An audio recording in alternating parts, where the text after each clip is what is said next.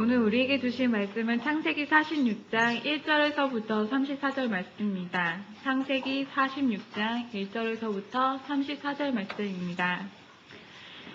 이스라엘이 모든 소유를 이끌고 떠나 브엘세바에 이르러 그의 아버지 이삭의 하나님께 희생 제사를 드리니 그 밤에 하나님이 이상 중에 이스라엘에게 나타나 이르시되 야곱아 야곱아 하시는지라. 야곱이 이르되 내가 여기 있나이다 하매 하나님이 이르시되 나는 하나님이라 내 아버지의 하나님이니 애굽으로 내려가기를 두려워하지 말라. 내가 거기서 너로 큰 민족을 이루게 하리라. 반드시 너를 인도하여 다시 올라올 것이며 요셉이 그의 손으로 내 눈을 감기리라 하셨더라. 야곱이 브엘세바에서 떠날 새 이스라엘의 아들들이 바로가 그를 태우려고 보낸 수레에 자기들의 아버지 야곱과 자기들의 처자들을 태우고 그들의 가축과 가나안 땅에서 얻은 재물을 이끌었으며 야곱과 그의 자손들이 다 함께 애굽으로 갔더라. 이와 같이 야곱이 그의 아들들과 손자들과 딸들과 손녀들 곧 그의 모든 자손을 데리고 애굽으로 갔더라. 애굽으로 내려간 이스라엘 가족의 이름은 이러하니라.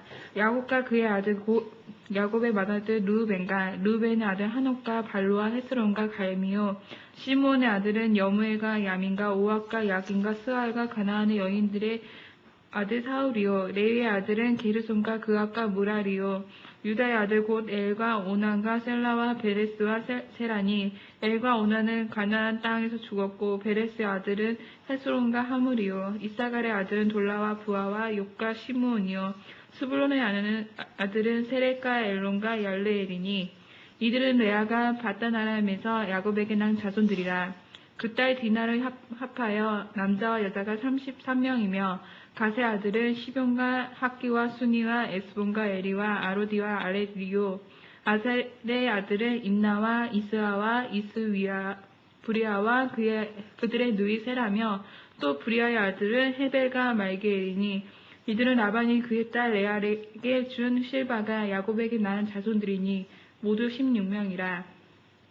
야곱의 아내 라헬의 아들 곧 요셉과 베냐민이요 애굽 땅에서 온 제사장 보디베라의 딸 아스낫이 요셉에게서 낳은 므낫세와 에브라임이요 베냐민의 아들 곧 벨라와 베게가 아스벨과 게라와 나아만과 에히와 로스와 뭇빛과 흑빛과 아르시니 이들은 라헬이 야곱에게 낳은 자손들이니 모두 14명이요 단의 아들 후심이요 납달리의 아들 곧 야스엘과 구니와 예셀과 실렘이라. 이들은 라반이 그의 딸 라헬에게 준 비라가 야곱에게 낳은 자손들이니 모두 7명이라. 야곱과 함께 애굽에 들어간 자는 야곱의 며느리들 외에 66명이니 이는 다 야곱의 몸에서 태어난 자이며 애굽에서 요셉이에 낳은 아들은 2명이니 야곱의 집사람으로 애굽에 이른 자가 모두 70명이었더라. 야곱이 유다를 요셉에게 미리 보내어 자기를 고센으로 인도하게 하고 다 고센 땅에 이르니 요셉이 그의 수레를 갖추고 고센으로 올라가서 그의 아버지 이스라엘을 맞으며 그에게 보이고 그의 목을 어금맞춰 안고 얼마 동안 울매 이스라엘이 요셉에게 이르되 내가 지금까지 살아있고 내가 내 얼굴을 보았으니 지금 죽어도 조카도다. 요셉이 그의 형들과 아버지의 가족에게 이르되 내가 올라가서 바로에게 아뢰되 이르기를 가나안 땅에 있던 내 형과 내 아버지의 가족이 내게로 왔는데 그들은 목자들이라 목축가는 사람들이므로 그들의 양과 소와 모든 소유를 이끌고 왔나이다 하리니 바로가 당신들을 불러서 너희의 직업이 무엇이냐 묻거든 당신들은 이르기를 주의 종들은 어렸을 때부터 지금까지 목축하는 자들이 있는데 우리와 우리 선조가 다 그러하였나이다 하소서. 애굽 사람은 다 목축을 가증히 여기나니 당신들이 고센 땅에 살게 되리이다. 이것은 하나님의 말씀입니다. 어제 그제 부산에 다녀왔습니다. 노회가 있었습니다. 노회가 이제 부산에서 있었는데 첫날은 날씨가 궂었습니다. 소위 궂은 날씨는 비 온다 하는 뜻이죠. 그래서 비를 좀 맞기도 하고 했습니다. 그리고 장소가 이제 워낙 많이 사람 모이니까 장소가 좀 그 사람 모이는 수에 비해서 좀 비좁은 밤도 있었고요. 비가 왔기 때문에 또 더 복잡한 그런 시간들이었어요. 근데 그 뒷날에 어제죠. 날씨가 아주 기가 막혔습니다. 참 좋았어요. 청명하고. 여기도 그랬나요? 알고 있으면서 제가 이렇게 지금 질문을 합니다. 일부 예배 때 다 제가 질문했고, 다 알고 있으면서 또 여러분들한테 질문을 하고 있는데, 여기도 좋았다고 그런 소식을 듣습니다. 여기도 좋았다고. 제가 이제 웅성거리면서 거기에서 어제 말씀하시는 것을 언뜻 들었어요. 아, 오늘 날씨 참 좋다. 전부 다 그렇게 이야기했죠. 날씨 이야기를 많이 했습니다. 근데 어제는 날씨가 좀 안 좋아서 이번 노예 일정에 참 어제도 비가 안 왔었으면 참 좋았는데 뭐 이런 이야기를 주고받고 있는 걸 제가 지나치면서 들었습니다. 그래서 제 마음에 스치는 게 그러니까 어제 했던 이야기니까 어제 그 날씨가 그렇게 비가 와서 오늘 이렇게 청명한 날씨가 있지 않을까 이런 생각이 들었습니다. 그 비가 와가지고 다 그 먼지도 가라앉히고 그리고 모든 그 자연이 비를 이렇게 받아서 반짝이는 생기 있게 또 반짝이는 그런 모습을 보았습니다. 정말 우리의 삶에 이러한 부침이 있어요. 올라갔다 내려갔다 하는 그런 삶의 곡선이 있습니다. 다 그럴 거예요. 안 그런 것 같지만 다 그래요. 인생이 그런 이제 곡선을 타는데 어떨 때는 이렇게 잘 되다가 어떨 때는 또 좀 안 되다가 이렇게 우리 인생이 그런 곡선을 그립니다. 그런데 우리가 어느 그러한 상황에 있든지 항상 하나님을 의지하고 하나님을 바라보고 하는 사람은 그 상황 속에서 자만하거나 또 절망하지 않아요. 올라간다고 해서 오르막길에 간다고 해서 막 뻐기거나 그러지도 않고 또 내리막길 간다고 해서 막 주저앉고 절망하고 그러지도 않아요. 올라가면 올라간 대로 하나님께 영광 돌리고 또 내려가는 길은 조금 더 조심해서 내려가고 이렇게 해서 그 인생의 길을 가는 것을 보게 됩니다. 지금 야곱 또 요셉의 이야기를 계속 보고 있는데 야곱의 일생, 요셉도 마찬가지죠. 그 일생들을 보면은 이렇게 오르막길이 있었나 하면 참 내리막길이 있고 또 내리막길이 있다고 오르막길이 있고 하는 것을 보게 됩니다. 그 요셉의 일생도 그렇잖아요. 17세 때까지는 참 얼마나 아버지의 사랑을 받고 잘 지냈습니까? 물론 어렸을 때 어머니 일은 슬픔이 있어요. 또 밑으로 다 가라앉았다. 그래서 여러분 때로는 이제 자기 그 마음을 표현할 때 인생 곡선을 그려서 서로 이야기하고 하는 거 해보셨나요? 이렇게 곡선 이렇게 몇 세 이렇게 쭉 X축에 뭐 몇 세 중학교, 고등학교 이렇게 그렇게도 표시하고 그래 곡선 그려놓고 자기가 왜 이렇게 쭉 곡선이 떨어졌냐 이때 무슨 일이 있었다 이렇게 자기의 마음을 표현하는 그런 이제 집단 상담도 있습니다. 그런 거 보면은 다들 제가 이제까지 그런 이제 그룹을 이제 하면서 또 참여하면서 사람들의 모습을 보면 다 그 곡선이 있어요. 계속 그냥 이렇게 상승 곡선만 있는 것이 아니고 또 내려갔다 올라갔다 이렇게 합니다. 다 인생이 이제 그런 거죠. 요셉도 보면 그러한 곡선의 삶을 보게 됩니다. 지금 이제 드디어 이제 요셉이 살아있다는 소식을 그 아버지 야곱이 듣게 된 것이죠. 그리고 요셉이 또 초청을 합니다. 그 애국으로 초청을 하고 바로가 또 선물도 보내고 해서 요셉이 살아있는 것을 이제 확신을 하죠. 그래서 빨리 이제 아버지가 야곱이 요셉을 보고 싶은 거예요. 살아있다니까. 그런데 지금 모든 정황을 봐서는 요셉이 살아있고 애굽으로 이제 가야 되죠. 그래서 짐도 다 싸고 지금 이렇게 한 겁니다. 그런데 야곱을 한번 보시면 모든 게 확실하고 정황이 그렇게 흘러감에도 불구하고 하나님 앞에 가서 다시 최종적으로 결제를 받습니다. 1절 말씀 다시 한번 우리 한 목소리로 읽어보도록 하겠습니다. 이스라엘이 모든 소유를 이끌고 떠나 브엘세바에 이르러 그의 아버지 이삭의 하나님께 희생 제사를 드리니. 그러니까 지금 이 야곱이 가나안 땅을 떠나서 애굽으로 가기 전에 먼저 브엘세바라 하는 곳에서 하나님께 예배를 드리고 있는 모습이죠. 물론 어디서나 예배를 드릴 수 있습니다. 그 어디나 또 우리가 성소가 될 수 있죠. 내 방이 성소가 될 수 있고 또 내 일터가 성소가 될 수 있고 어디서나 우리가 하나님 앞에 찬양하고 예배 드릴 수 있는데 또 일정한 장소에 가서 또 특별하게 하나님께 예배 드리는 것도 필요한 것이죠. 우리가 주일에 교회 와서 예배 드리지 않더라도 어디 가서나 예배 드릴 수 있는 거죠. 그러나 이 주일 예배를 잘 지키고 또 주일을 성수하고 하는 것이 참 중요합니다. 뭐든지 그 내용이 알차면 그 형식도 귀한 거예요. 그런데 내용 없는 그 형식을 우리가 비판하는 것이지 그 형식 그 자체를 비판하는 게 아니잖아요. 바리새인도 마찬가지입니다. 그들이 그 하나님의 말씀대로 살려고 했던 그런 그릇 같은 거, 즉 율법은 참 중요한 것이죠. 귀한 것이고. 그런데 그들이 자기의 의를 그 내용에 담았던 것이죠. 저 세리는 우리와 같지 않습니다. 우리는 이렇게 잘합니다 하면서 자만했던 것이죠. 내용이 아주 안 좋았습니다. 그러니까 그들이 형식주의고 율법주의가 되는 것이죠. 그런데 내용이 알차면 그 형식도 아름다운 것이죠.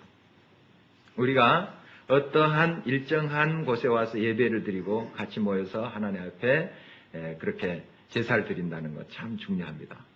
또 주일이라는 날짜를 지키는 것 참 중요해요. 세계무역센터의 수석부총재인 이희돈 장로님 이야기 좀 들어보셨죠? 그런 분이라고 있습니다. 그분의 그 간증을 제가 동영상으로 본 적이 있는데요. 그분은 이제 그 스케줄 15분 단위로 끊어서 이렇게 한답니다. 비서가 그거 다 챙기죠. 그리고 뭐 하루에도 몇 개국을 비행기로 날아서 이렇게 일을 처리하고 굉장히 바쁜 사람인데 주일이 되면 아프리카에 있더라도 자기 본교회로 와서 예배를 드린대요. 저도 이제 못하는데 주일이 되면 내 교회에 와서 예배 드리는 것을 원칙으로 하는데 어쩔 수 없는 상황에는 또 할 수 없는 것이지만 그런 이제 마음을 가지고 항상 그 일정한 장소인 또 내 교회를 지키고 섬긴다 하는 그런 간증을 들어본 적이 있어. 참 귀하다.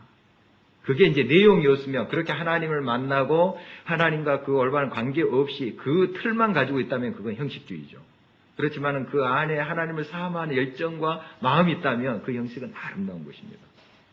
그래서 지금 브엘세바에서 이 야곱이 예배드린 것은 그 아버지 또 할아버지가 다 그곳에서 예배를 드리고 하나님 앞에 나아갔던 그런 것이죠. 그런 이제 장소가 필요합니다. 우리에게 주어진 이제 교회 사랑해야 되죠. 어떤 장소적 의미보다도 우리가 서로 모임이 또 교회이지 않습니까? 그리스도를 고백하는 우리들 다 교회인데 서로 함께 얼굴도 보면서 친교도 하면서 하나님 앞에 같이 한 마음으로 예배드리는 것 이것을 귀중하게 여겨야 되죠. 지금 야곱이 브엘세바에서 이렇게 예배를 드리고 있습니다. 희생제사 예배를 드리고 있는데 이삭의 하나님께 희생제사를 드렸다. 그렇게 기록하고 있는데 지금 야곱의 하나님이기도 해요. 그런데 이삭의 하나님과 굳이 이제 표현한 것은 그 신앙의 전통을 굉장히 귀중하게 여긴 겁니다. 이거 참 귀한 거예요. 껍질만 가지고 이제 예수님을 믿는 것만, 형식만 남겨주는 것이 아니라 이삭이 하나님을 사모하고 하나님을 만나고 하나님께 기쁨으로 나아가는 것을 이 야곱에게 전달해 줬어요. 그러니까 야곱도 그 신앙을 본받아서 그 하나님께 나아가는 모습이죠. 얼마나 아름답습니까? 아버지의 신앙을 그대로 본받아서 그 하나님을 만나러 지금 브엘세바에 간 거죠. 그래서 지금 애굽으로 가기 전에 이 절차를 밟는 것입니다. 이때 하나님께서 이제 밤에 말씀하십니다. 이상 중에 말씀하셨는데 아마 꿈에 이렇게 말씀하시는 것으로 보입니다. 2절 말씀 한번 보겠습니다. 그 밤에 하나님이 이상 중에 이스라엘에게 나타나 이르시되 야곱아 야곱아 하시는지라 야곱이 이르되 내가 여기 있나이다 하매. 하나님께서 만나주시오. 물론 어디나 계시는 하나님이세요. 그러나 특별한 곳에 그 하나님 앞에 자 가둬줬습니까? 우리 가족이 저 애굽으로 가둬줬습니까? 아마 이렇게 물었을 겁니다. 그리고 또 하나님이 우리의 모든 길을 지켜주십시오 하면서 예배를 드렸을 거예요. 하나님께서 말씀하시죠. 이 이스라엘은 야곱을 가리키죠. 이 이스라엘에게 말했습니다. 야곱아 야곱아. 얼마나 친근하게 야곱의 본 이름을 부르고 있는 하나님 모습 봅니다. 아주 친근한 그 하나님의 모습, 이걸 우리가 그려볼 수가 있습니다. 이때 이제 야곱이 이렇게 대답하죠. 내가 여기 있나이다. 하나님 다 아시죠? 거기 있는지 다 아시는데 이런 표현은 뭔가 자기의 지금 현재 있지 자기의 상황이 이렇습니다 하는 것을 확인하는 거죠. 내가 지금 이제 짐을 싸고 요셉이 오라고 하니까 지금 갑니다. 하나님 다 아실 이야기를 이렇게 하려는 거예요. 자기 자신을 살피는 거죠. 지금 내가 뭘 하려고 하는지, 뭘 지금 원하고 있는지 이걸 분명히 알아야 돼요. 우리가 항상 자기 자신을 살필 수 있어야 됩니다. 자기 자신을 내가 또 어디에 있는지를 항상 정확히 알고 그 하나님 앞에 나아가야 됨을 우리가 살펴볼 수가 있습니다. 이때 하나님께서 이제 말씀하세요. 3절 한번 읽겠습니다. 하나님이 이르시되 나는 하나님이라 내 아버지의 하나님이니 애굽으로 내려가기를 두려워하지 말라. 내가 거기서 너로 큰 민족을 이루게 하리라. 하나님이 한 번 더 말씀하시는 거죠. 그리고 두려워하지 말라. 지금 야곱이 두려움이 있었던 것 같아요. 아무래도 이제 자기 아들이 국무총리라 하는 것을 지금 들었고 또 굉장히 자기 자녀들이 와서 이야기를 하니까 자식들이 아들들이 와서 이야기하니까 이제 그렇구나. 요새도 살아있고 국무총리구나. 알고 있음에도 불구하고 지금 눈으로 직접 보지 못하기 때문에 그래서 처음 가는 또 길이기 때문에 좀 두려움이 있었던 것 같습니다. 하나님께서 두려워하지 마라. 내가 너와 함께 하겠다 말씀하십니다. 여러분 이제 두려워할 수 있습니다. 우리가 무슨 일을 만났을 때 또 일이 막 틀어졌을 때 또 실망할 수도 있고 그런 감정은 자연스러운 거예요. 자연스럽습니다. 이것 자체가 죄는 아닙니다. 두려움을 느낀다는 거. 그러나 그 두려움을 계속 품고 있는 거 이게 죄예요. 조금 구분하기가 쉽지 않죠. 어느 선까지 품고 있는 건지 좀 이제 여러분들이 분간을 하셔야 되는데, 죄를 우리가 이제 짓는다는 것은 하나님 불신하는 거잖아요. 하나님 믿지 않는 거, 이게 큰 죄입니다. 하나님 인정하지 않는 거. 내가 계속 불안함을 갖고 두려움을 가지고 있다는 것은 그것을 하나님께 맡기지 않았다는 거예요. 결과적으로.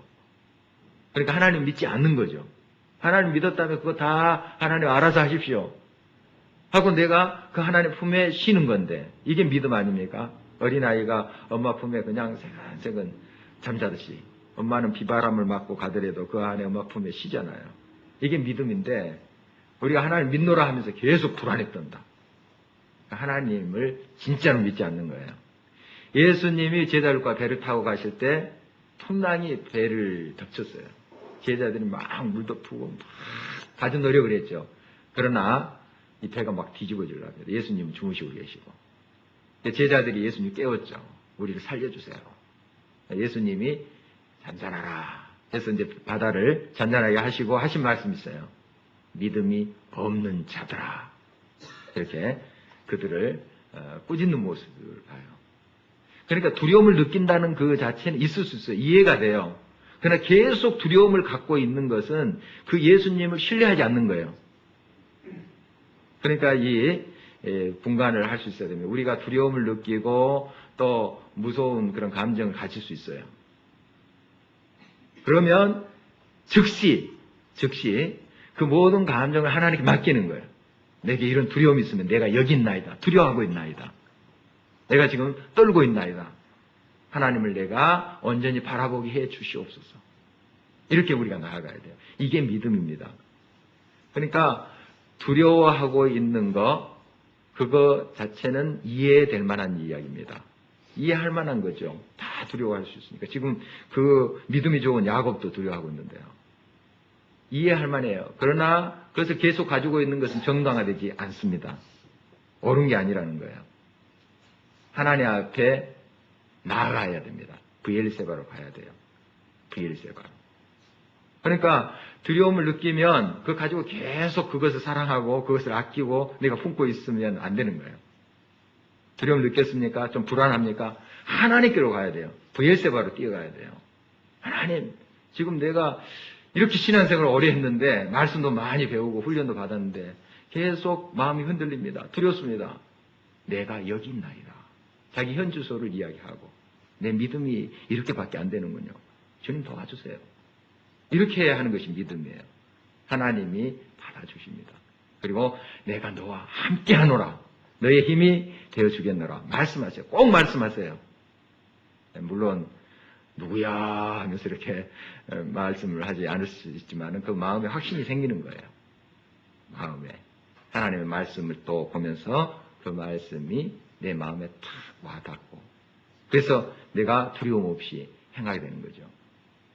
바울 사도도 두려움을 느끼는 사람이에요. 사람이잖아요, 바울도. 그러나 끊임없이 하나님 앞에 나가 브이에세바로 가요. 가서 하나님 앞에 그 두려움을 다 내려놓습니다. 그리고 담대하게 앞으로 나가죠. 순교자들 다 그렇지 않나요? 그들도 다 사람인데 막 칼이 들어오고 그러면은 두렵지 않겠어요? 무서울 거예요. 사자들이 막 달려드는데. 무섭죠? 그러나 하나님 내 영혼을 주께 맡기나이다 하면서 천국을 보잖아요. 돌에 맞으면서 스데반은 천사의 얼굴처럼 됐잖아요. 하나님께 맡기니까. 그거예요. 그러니까 우리의 삶 속 여러 가지 도전 속에 있을 때 우리는 항상 내가 여기 있나이다 하면서 하나님 앞에 나가서 나의 현 주소를 알리는 거예요. 내가 지금 두려워하고 있습니다. 할 바를 지금 알지 못하겠습니다. 어떻게 해야 될지 모르겠습니다. 하나님 앞에 나의 자신을 그대로 고백하는 거죠. 그리고 하나님의 약속을 다시 붙잡는 것입니다. 하나님이 이렇게 말씀하세요. 4절입니다. 같이 한번 읽겠습니다. 내가 너와 함께 애굽으로 내려가게 했고 반드시 너를 인도하여 다시 올라올 것이며 요셉이 그의 손으로 내 눈을 감기리라 하셨더라. 너와 함께 가겠다. 지금 야곱의 가족만 애굽에 가는 게 아니에요. 사실 하나님이 같이 가고 계세요. 우리 인생의 참된 평강 또 형통함 이것이 어디 있는가 하는 것이죠. 지난번 주일 설교 말씀 때도 제가 잠깐 나눴는데요. 이 평강이라는 게 세상 사람들은 모든 게 이제 잘 되고 뭐 문제가 없고 이러면서 이제 평화롭다, 평강하다, 또 형통하다 이런 식으로 표현을 합니다.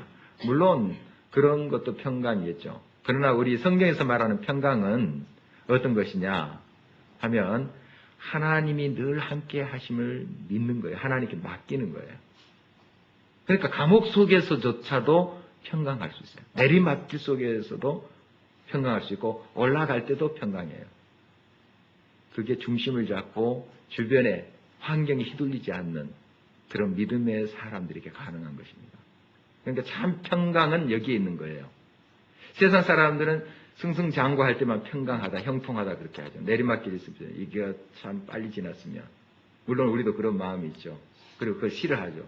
그러나 하나님을 믿는 사람은 하나님이 나와 동행하고 있으면 그것이 어디든 형통한 자리예요. 그것이 형통한 거예요. 하나님과 올바른 관계 속에 있는 것. 결국 하나님이 가장 아름다운 것으로 채워주실 것을 또 믿고 그 현실 그 자체도 다 하나님께서 쓰시는 거죠. 실패라고 세상 사람들이 이야기하는 그것도 하나님이 다 재료를 쓰세요. 그러니까 감사한 거죠. 버릴 것이 없는 거죠. 이런 믿음을 우리가 가져야 돼요. 그래서 그 비가 왔기 때문에 그 찬란한 그 투명한 날씨가 가능한 것 아니겠습니까?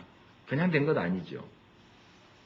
그냥 비만 우리가 원망할 것이 아니라 그것 때문에 더 이 초목들이 생기를 바라고 또 공기가 더 투명하고 한 것을 우리가 알잖아요. 우리 인생도 마찬가지입니다. 그래서 비가 와도 감사하고 또 청명 날씨가 돼도 감사하고 뭐 여러분에게 중요한 건 아니겠습니다만 제가 좋아하는 날씨가 어떤 날인 줄 아세요? 잘 모르셔도 괜찮습니다. 다 좋아요. 저는 비가 와도 좋고 또 청명한 날씨도 좋고 다 그 나름대로 너무너무 아름다워요.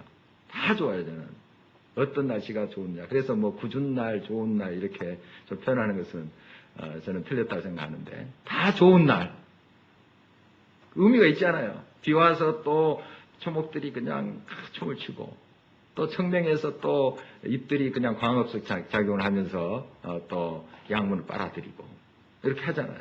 다 좋은 날입니다. 다 좋은 날. 우리의 인생에 하나님께서 함께함이 형통함이에요. 내가 아름다운 것들, 또 좋은 것들을 많이 갖췄다 할지라도 하나님과 관계가 끊어지면 그건 썩는 겁니다. 재앙이 되는 거예요. 지금 이 건물들이 올라가는 모습을 제가 며칠 전에 잠깐 이렇게 바라보면서 생각한 적이 있습니다. 저쪽 망우리 넘어서 가면은 크레인 해가지고 큰 건물들이 이렇게 올라가더라고요.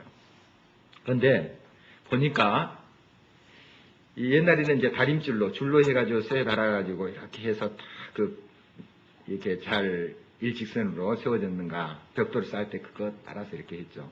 요즘은 이제 더 과학적이 돼서 무슨 이제 철골 같은 걸로 이렇게 탁 세워놨더라고요. 거기에 맞춰서 이렇게 쌓아가는데 그 구조물을 보니까 건물이 이제 두 개가 있는데 이렇게 보니까 이제 사이가 벌어져서 이렇게 사이가 벌어졌는데 그 사이가 일정해요. 그렇게 높은 건물이. 그러니까 밑에서 1mm의 오차도 없이 그렇게 쌓아가는 것 같아요. 그게. 그러니까 저 높이 뭐 20m, 30m, 50m 될 것 같은데, 그 건물이 일정하게 그 사이가 벌어졌어요. 밑에 1도만 벌어졌으면, 틀어졌으면 어떻게 될까요? 점점 이게 이런 식으로 벌어졌겠죠. 근데 일정하게 이렇게 됐더라고요. 참 과학이 많이 발달됐고 또 건물 기술이 대단하다 하는 걸 제가 느껴봤는데요. 우리의 인생에 원칙이 있어야 됩니다. 기본. 그게 말씀이죠. 하나님 말씀이 있어야 돼요.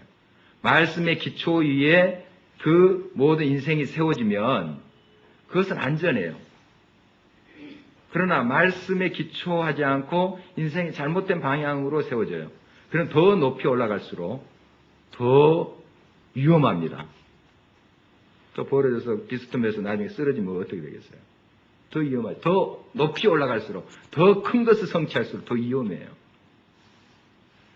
우리가 항상 정말 하나님의 말씀 위에 바로 서가야 됩니다. 바로 서가고 하나님과 그 관계, 그러니까 하나님이 나와 함께 하신다 하는 것, 이것이 가장 중요한 인생의 기초입니다. 그래서 그 기초가 든든한 사람은 어떤 경우에 있어서도 흔들리지 않아요. 물론 잠깐 흔들렸다 다시 일어섭니다. 다시 일어서요. 그것이 중요해요. 형통한 것이 무엇인가, 참된 평강한 것이 무엇인가, 애굽으로 내려가든 가나안 땅에 있든지 하나님과 함께하는 거예요. 늘 하나님을 의식하고 또 하나님과 동행하는 것. 그게 이제 삶의 형통함이죠. 이 요셉도 참 어려운 그 순간들이 있었잖아요. 억울한 일도 당하고. 그런데 그의 삶이 형통했던 것은 감옥에 가나 어디 가나 하나님과 함께해요. 그러니까 하나님 앞에서 내가 행한다 하는 의식을 투철히 가지고 있습니다. 뭐 다니엘도 그렇고 우리 신앙의 선배들 보면은 이 의식이 굉장히 투철해요. 하나님이 나와 함께 하신다. 이것으로 여러분의 만족을 삼으십시오. 그러면 그 인생의 어떤 환경 속에서도 여러분 감사가 돼요. 왜냐하면 하나님이 함께 하신 그 능력으로 모든 것을 이끄시고 또 함께해서 아름다운 걸 세워가시는 것을 내가 보기 때문에요. 그런데 우리가 내리막길 가면 영원히 내리막길, 저 바닥으로 계속 떨어질 것이라는 생각을 한꺼번에 해버립니다. 그렇지 않아요. 인생 그렇지 않습니다. 자기 몸을 스스로 던진 사람들은 어떤 그런 감정이 든 줄 아세요? 계속 내 인생은 끝났다 이렇게 생각합니다. 계속 미치다. 내리막길이다. 그러니까 앞이 안 보이는 거예요. 그래서 스스로 그럴 바에야 내 목숨 던진다. 이렇게 돼버립니다. 어제 이제 신문에 봤더니 10몇 층에서 한 젊은 주부가 투신됐더라고요. 그런데 거기에 쓰레기를 버리러 온 남자분이 나이도 비슷해요. 바로 맞았잖아요. 그러니까 그게 한 20톤의 압박과 같은 그런 충격이래요. 그러니까 둘 다 죽었어요. 둘 다. 인생의 뿌리가 흔들리니까 자기 자식도 있는데 젊은 사람이 자기 목숨 던져버리잖아요. 자기만 죽습니까? 애꿎은 쓰레기 던지러 아무 생각 없이 나온 사람도 죽어요. 이거 참 웃어야 될지 어떻게 될지 잘 모르겠습니다. 이게 정말 우리의 인생이 어떤 순간 내리막길이나 오르막길이나 정말 하나님과 동행한다면 하나님이 모든 것을 합력해서 선을 이루시고 또 이루신다. 이 폭풍과 지나면 찬란한 태양이 떠오른다 하는 것. 그래서 언제나 우리가 기억할 수 있어야 돼요. 지금 끝이 아니에요. 또 내리막길이 있습니까? 그러면은 조심해서 그것을 내려가는. 그래서 다시 하나님께 오르게 하실 때 다시 힘차게 이렇게 하나님께 응답하며 사는 것이 우리의 삶의 자세가 되어야 되겠죠. 오르막길입니까? 교만할 필요 없죠. 또 하나님 앞에 겸손히 우리의 주어진 삶에 응답하면서 살아갈 때 하나님과 동행함이 평강이고 형통함이 그런 삶이라는 것을 깨달아 갈 수가 있는 것이죠.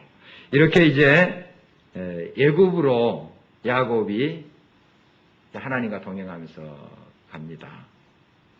드디어 이제 그들이 애굽에 이제 도착하게 되는데 8절 이하는 그 애굽에 간 야곱의 아들들 또 가족들의 이름이 쭉 나와요. 여러분 다 아실 필요는 없겠어요. 저도 뭐 모르는 사람 수두로 하니까 아실 필요는 없고요. 보면은 약 70여 명으로 이렇게 기록이 되어 있습니다. 그런데 대부분 아들들이 남자들이에요. 남자들. 그 당시에 이제 문화고요. 우리나라도 뭐 한 100여 년 전만 해도 족보에 여자들 이름 없었어요. 여성분들 좀 기분이 안 좋으신가요? 그런 역사가 있는데 요즘은 다 이제 족보 올립니다. 여자분들도 다 족보 올리는데 그런 적이 있었어요. 우리나라도 얼마 전까지. 지금 그 당시에 지금 한 뭐 3,000년 전의 이야기니까요. 그 당시에는 여성들을 이렇게 잘 기록을 안 했습니다. 이름을. 그런데 몇 사람만 나와요. 뭐 디나 또 세라 이런 몇 사람의 이름은 나와요. 딸들의 이름이 들어가고 그들의 숫자가 이제 플러스가 됩니다.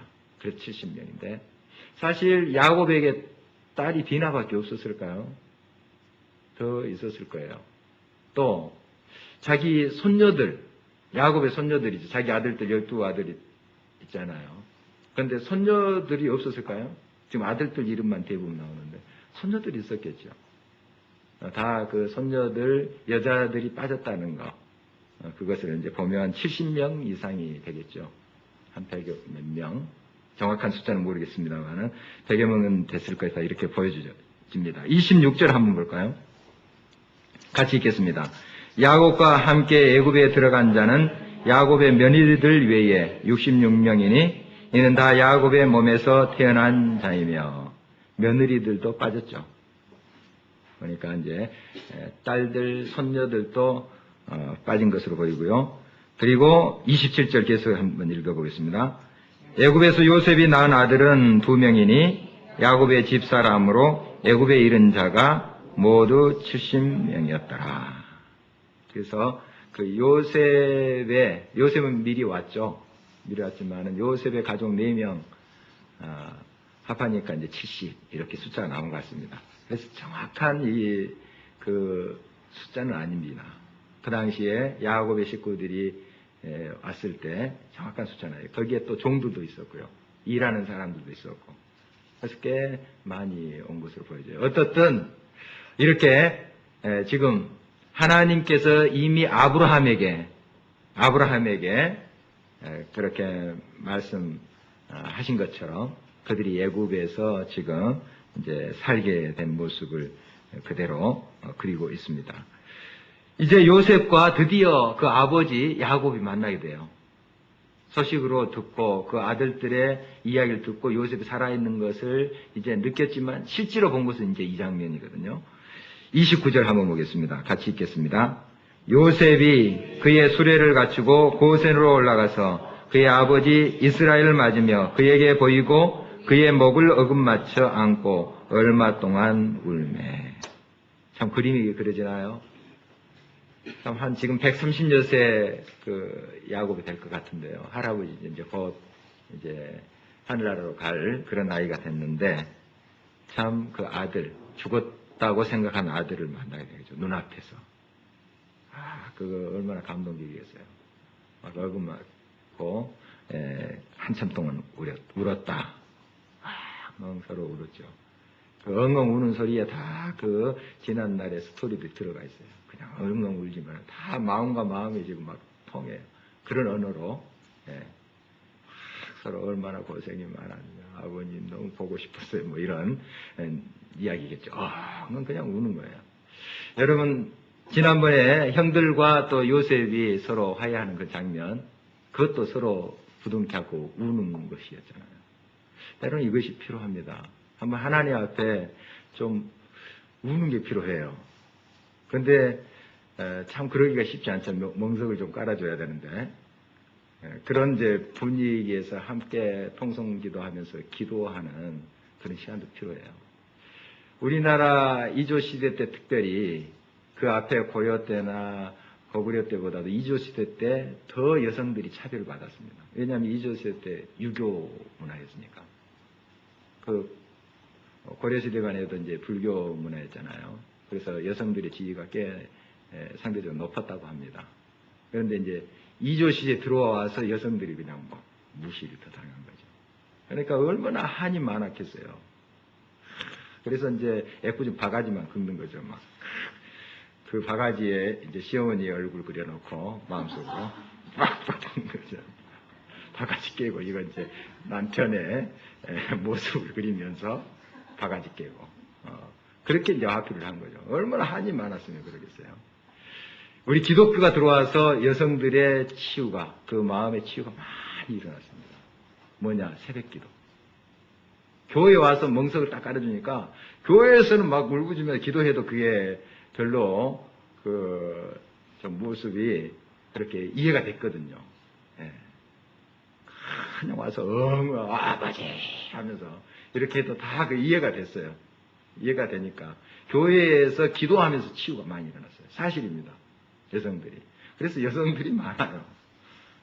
우리 교회에는 더 정말 마음의 상처들을 많이 받고 상대적으로 남성들도 물론 그런 어려움을 많이 당했지만 여성들이 더 억압을 받았잖아요.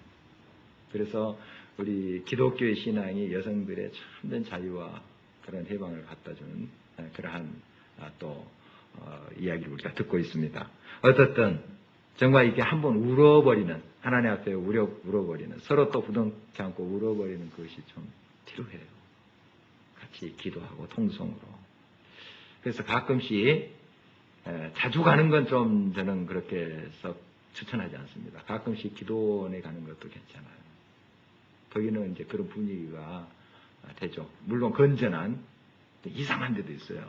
이상한 데도 있는데 그런 건 이제 분별해서 가고, 여러분들이 건전한 곳에 가서 같이, 좀 신앙이 약한 사람은 열심히 기도하고 또 말씀으로 잘 훈련된 그런 권사님이나 또 그런 분들하고 같이 가시고, 장모님이랑 같이, 혼자서 좀 가는 건 좀 금하시고 같이 가서 한번 팍 그냥 소리내서 막 토해내는 거 필요합니다. 그리고 막 억지로 울 필요는 없고 하나님 주시면 막 펑펑 한번 그냥 우는 거 필요해요. 뭐 이유를 따져서 막 분석적으로 해서 이거 치료해야지, 그거 오히려 더 스트레스예요. 그냥 하나님 앞에 그냥 내려놓고 우는 거죠. 하나님 치유하십니다. 그래서 그동안의 모든 정말 이 야곱의 무거운 짐들이 이렇게 서로 부둥켜 안고 많이 치유되었죠. 그리고 이런 고백을 해요. 야곱이. 30절입니다. 같이 한번 읽겠습니다. 이스라엘이 요셉에게 이르되 내가 지금까지 살아있고 내가 내 얼굴을 보았으니 지금 죽어도 족하도다. 지금 죽어도 족하도다. 우리가 이 말을 좀 이해할 수 있죠. 얼마나 기쁨이 충만했겠어요. 정말 이제 여한이 없다 하는 거죠. 오늘 우리가 말씀을 통해서 같이 기도하기를 원합니다. 우리 인생에 내리막길이 있으면 오르막길이 있어요. 부침이 있습니다. 또 올라가면 또 내려가는 그런 시간도 있어요. 그러나 어떠한 순간 속에서 우리가 겸손히 하나님을 찾을 수 있도록, 브엘세바를 찾을 수 있도록 도와주십시오. 그렇게 기도하기를 원합니다. 두려움 느낄 수 있어요. 무서워할 수 있습니다. 그러나 그걸 품지 마세요. 두려움을 느낄 때, 무서움을 느낄 때 주님을 찾고 브엘세바를 찾아야 됩니다. 내가 여기 있나이다. 내가 두려워하고 있나이다. 내가 떨고 있나이다. 내가 흔들리고 있나이다. 내가 여기 있나이다. 그래서 주님의 도우심을 구할 때 주님은 반드시 응답하십니다. 두려워하지 말라. 내가 너와 함께 내려가겠노라. 내가 너의 힘이 되겠노라. 반드시 말씀하세요. 반드시. 그 하나님을 꼭 우리가 만날 수 있도록 도와주십시오. 우리 그런 기도와 한번 좀 울게 해주십시오. 뭐 이유 따지지 말고 시시비비 따지지 말고 그냥 울 수 있는 하나님 앞에 먼저 울고 또 형제 자매랑 같이 통성 기도하면서 울 수 있는 그러한 은혜. 그래서 내 마음의 모든 삶의 치유가 있는 그러한 경험을 할 수 있도록 도와주십시오.